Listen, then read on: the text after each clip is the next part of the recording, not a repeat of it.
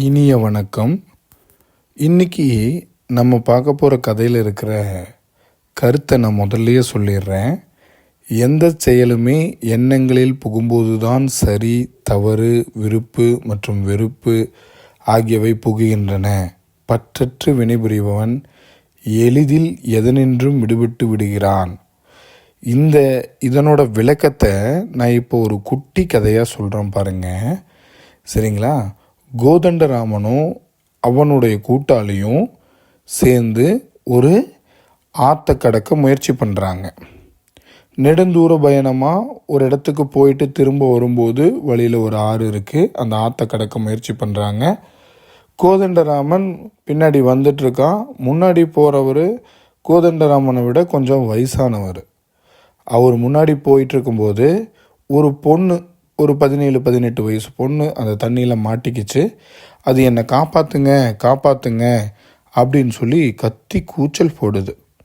அந்த பெரிய மனுஷன் என்ன பண்ணார், அந்த பொண்ணை தலைக்கு மேலே தூக்கி கொண்டு போய் அந்த கரையில் விட்டுட்டு நடக்க ஆரம்பித்தார். கோதண்டராமனும் அவர் பின்னாடியே நடக்க ஆரம்பிச்சிட்டான்.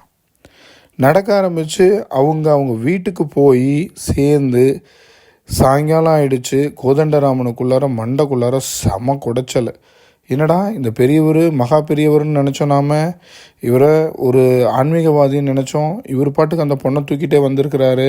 பொண்ணெல்லாம் தூக்கக்கூடாதுல்ல ஆன்மீகவாதிகள் எல்லாம் அப்படின்னு சொல்லிட்டு கோதண்டராமனுக்கு ஒரே குடைச்சல். அப்புறம் கடைசியாக அந்த பெரியவரே கேட்டுட்டார், கோதண்டராமா, நீ காலையிலேருந்தே ஒன்றுமே சரியில்லையே, உனக்கு ஏன் என்னாச்சு அப்படின்னு சொல்லி கோதண்டராமனை அந்த பெரியவர் கேட்குறாரு.